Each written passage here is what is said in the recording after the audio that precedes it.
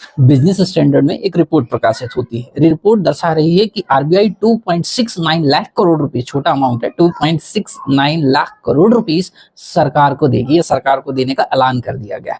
अब आपको इसको टेंशन लेने की जरूरत नहीं है, आपको सोचने की जरूरत नहीं है। क्यों जरूरत नहीं है? क्योंकि आरबीआई केंद्र सरकार का बैंक है। किसका बैंक है? केंद्र सरकार का बैंक है, और आरबीआई केंद्र सरकार के लिए कार्य करता है। परंतु इसके आगे सुनिएगा कि जो संपूर्ण पटकथा है ना, वो किसने लिखी थी, तो आप संपूर्ण बात को समझ पाएंगे कि कहानी।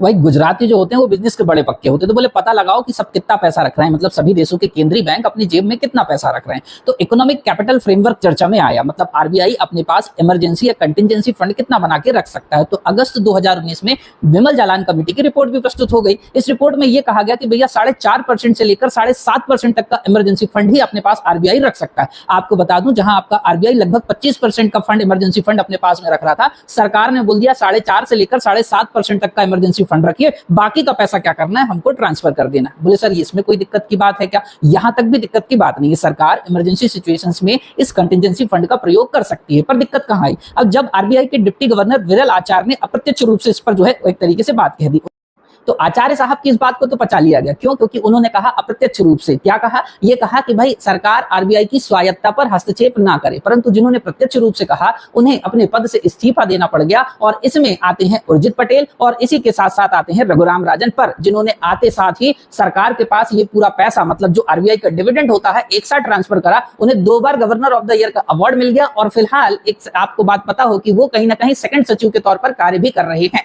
अब बात यह है कि आपको सोचना है कि जो जनता के टैक्स की कमाई है, जो आरबीआई द्वारा अर्जित किया जा रहा पैसा है, मतलब प्रॉफिट कमा रहा है हमारे देश का आरबीआई, वो सरकार को किस बिहाफ में दिया जाए, जिसके चलते ये सरकार देश की आर्थिक तरक्की न सुनिश्चित करते हुए फ्रीबीज में सारा पैसा लुटाती है, और फ्रीबीज में लुटाने के बाद जनता की मोटी कमाई को जो है अपनी पीठ थपथपाते हुए कहती है कि नहीं, हमने देखो इतना करा, इतना करा, उतना करा, और विकास को आगे बढ़ाया। क्या यही विकास है? सोचिए जरूर।